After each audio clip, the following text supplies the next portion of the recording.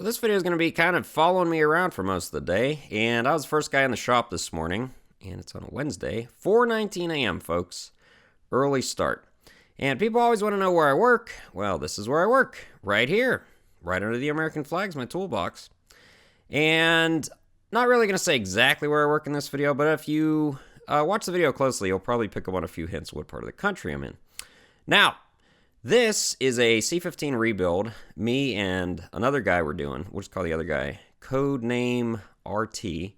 And we're going to be doing liner protrusion today. We're going to be doing the water pump, oil cooler, and liner protrusions first. And the guy's truck is brought it in. He's a subscriber of mine. We'll just say Codename CD. Thank you very much for bringing that in. And we have these sweet engine rotisseries here. Well, cylinder head rotisseries. You can put a C13 head, C15, rotate it around whatever angle you want. Pretty nice. We have two of them. And there's an updated head gasket design that I just saw. This is the first time I've seen this was on this engine. So here's our old head gasket. And they have kind of these embedded seals for the oil drain back to the block. But new head gasket came in this huge box, and those seals are not there anymore. Instead, they have these. They're kind of like a oil ferrule, and they sit in the spacer plate. And hopefully that'll help seal and hopefully help seal the head gasket better, I guess, for oil leaks. Now, I'm going to be doing a liner protrusion here. Had to cut counterbores on this. Pretty much always have to do that on C-15s. And we're trying to get between 3.5 and 6 thousandths. And this form is backwards because it's expecting you to do it from the intake side, but I'm doing it from the exhaust side. So, cylinder liners are already in. We already got our spacer plate and liner shim and spacer plate gasket in place. Now, this is a depth mic, so it's going to look like it's actually receded when it's protruded because it's going to be going backwards because it's a depth mic. Basically, I try to get them at about 4 to 6. That's what I'm shooting for. So that's at 4 on the dot. That is perfect. The spec now is 3,500 minimum, so if it goes under that, basically that's out of cat specs, so that's why I try to shoot for 4. And all you're going to do is set it. If it hits 4, we're pretty much good. Now, if you move it around, it's super sensitive. You can pretty much get it to read whatever you want, but I usually stick with the first number that it shows. And you have to check it at 4 spots on the liners. And then you're going to record your numbers. So hopefully this is a 4 also. Yep. So here's what we're doing. This is pretty much every C-15 rebuild you're going to be doing this. It's critical to the head gasket. If you don't do this or you don't cut the counterbores, you can cause the head gasket to fail, which you don't want to do. Now, this is kind of to show that rebuilding engines isn't always, super exciting using air tools and stuff. A lot of it is measuring, torquing bolts. There's a lot of fine detail work that I find interesting, and it's very important. So this is the other project that I'll be kind of working on, not as much as the other rebuild that I'm focusing on. So this is the C13 that I just rebuilt that I did the video on how to prepare the deck. And it's on the test drive, it started having an engine miss, a very bad engine miss. We suspect the IVAs are the problem. You can still see it's dark out. It's still fairly early in the morning. So we're going to be kind of going over how I troubleshoot the IVAs here. So it's 5:34, so I've been here a little over an hour. You can see it is still dark outside. It gets dark here, considering it's January. It stays dark pretty late.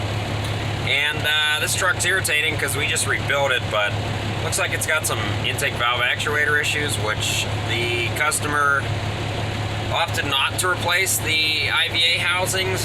Now, since they didn't get replaced, it wouldn't be covered under any sort of warranty for the rebuild. The truck hadn't even left, actually. It was on the road test after the rebuild, and these issues came up. This is, I don't want to say common, but the IVAs are real finicky, and we did replace the harnesses to them, and they got cleaned, but they can just fail. They may have had issues before, and who knows. So we're going to be doing an intake valve actuator test here and see what the heck's going on. So I'd let the truck run for a while at high RPM to get it to warm up, because the IVA's test will only start working when it's about 140 degree coolant temp or higher. So we're doing our intake valve actuator test here, and I want to try and do an automatic one so that it can give me a printout to show the customer a service writer, and you need all those to be Active, okay.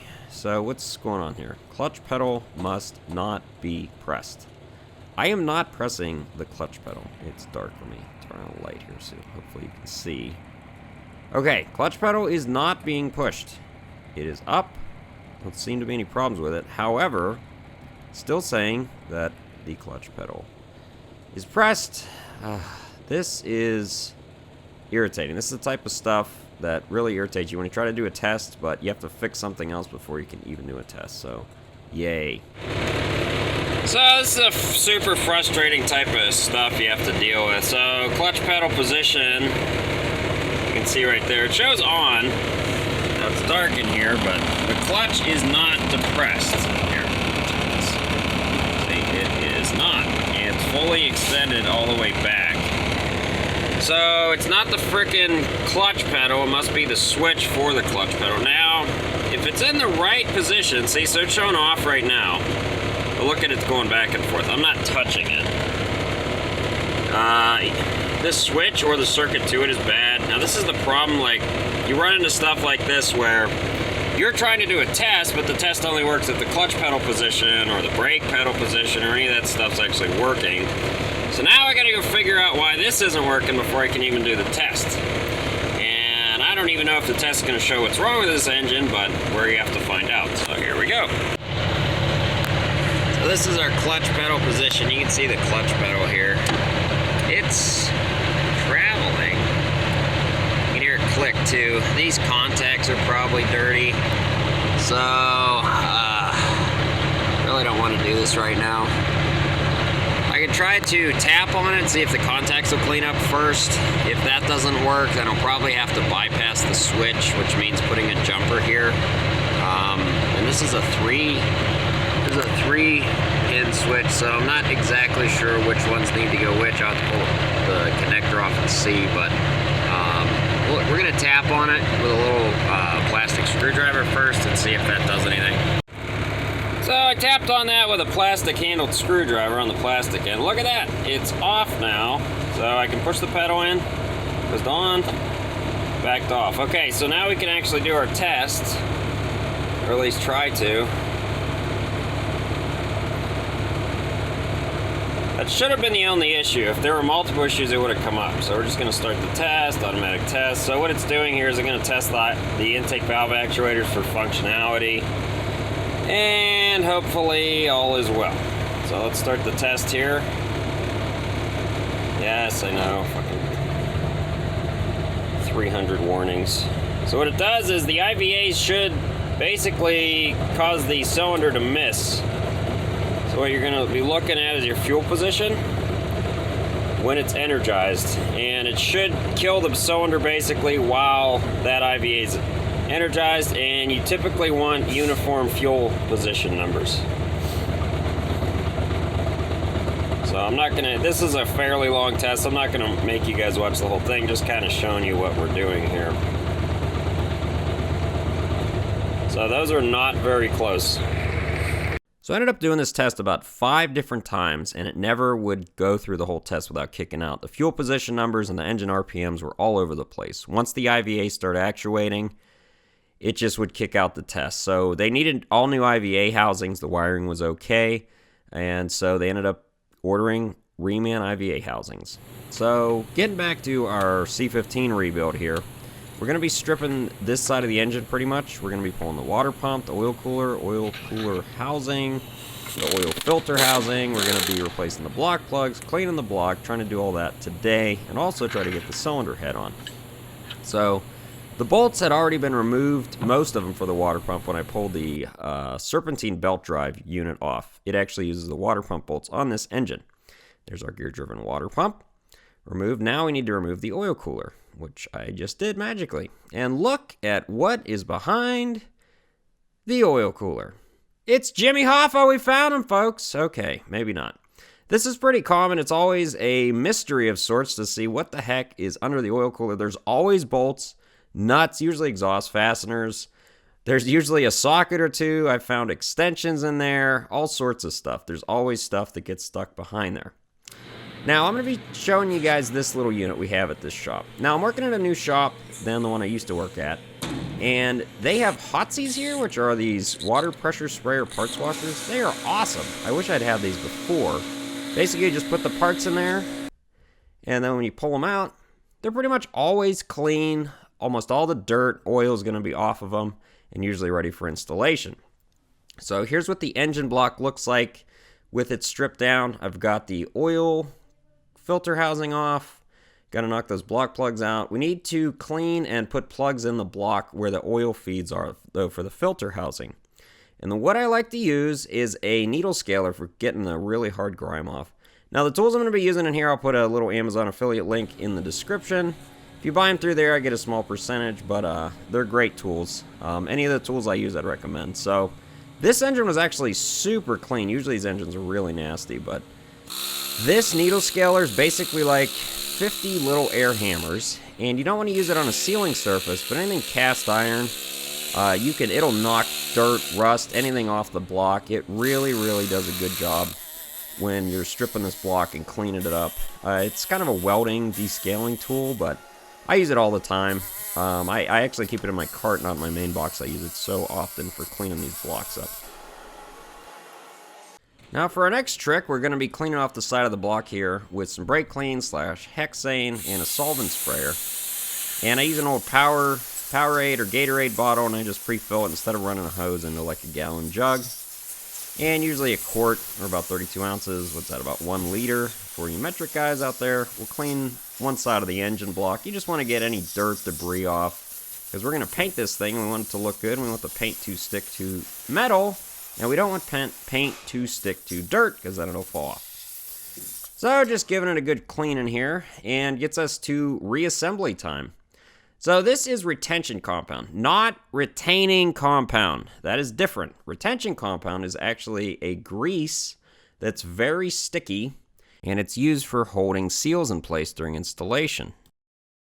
Helps keep O-rings in place. Now, what I took was an old flavor injector for like turkey or, injecting flavors into different styles of vegetables and meats, and I cut part of it off and I filled it with the retaining compound or retention compound, I should say. Use it all the time. So the O-rings are on with the retention compound, or it's called assembly grease, and all we're going to do is just slide it in place, verify that the O-rings don't fall out of place. And I almost always use studs when installing items if I can. Studs are great. They hold it in place. You don't have to worry about trying to hold it while getting a bolt in. They'll hold the load for you. And then all I'm going to do is simply zip these center bolts down and then take the studs out. Now, I do not final torque with an electric or an air impact, especially on something that's hard to get to like this.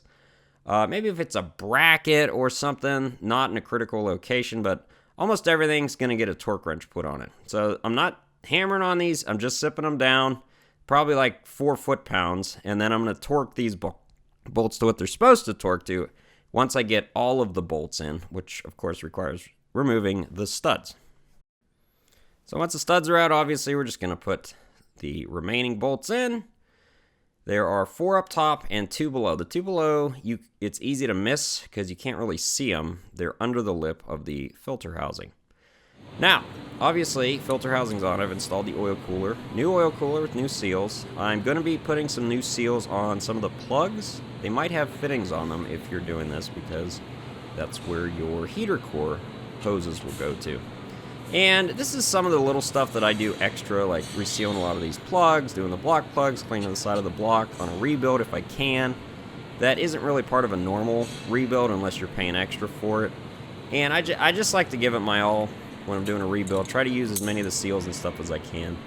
And here's the torque wrench I've been using for over 10 years. It's a CAT, which is, I believe, a Precision Instrument made one. Same that makes Snap-on, split beam style. They work great. Been using them for 10 years. I have a 3/8 and a 1/2 inch one.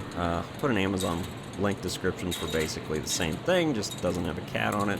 You can also buy these tools from CAT dealers. They're pretty good quality.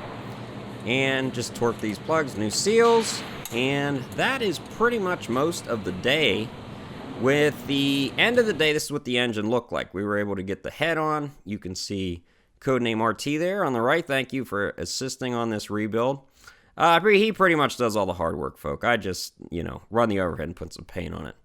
And here's the engine running. Think it's time for a little...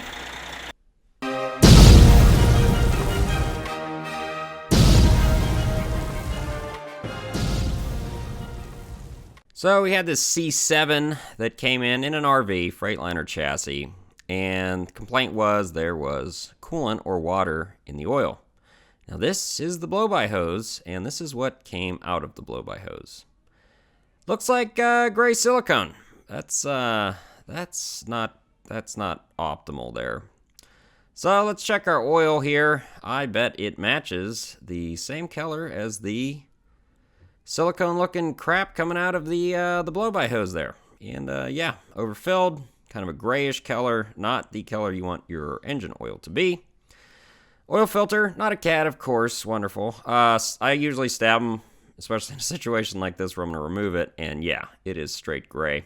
So pulled the oil pan, all the oil, same color, of course. Pressurized the cooling system, and this was about 15 minutes after pressurizing. Now, it's pretty much impossible to see, but basically there is coolant, water, coming out of cylinders 3 and 4. It's coming out from, it looks like around the rings and then down the side of the cylinder wall, which basically means you either have a blown head gasket or more likely a cracked head. So this is going to be a major repair, unfortunately for the owner. Thanks for watching, guys.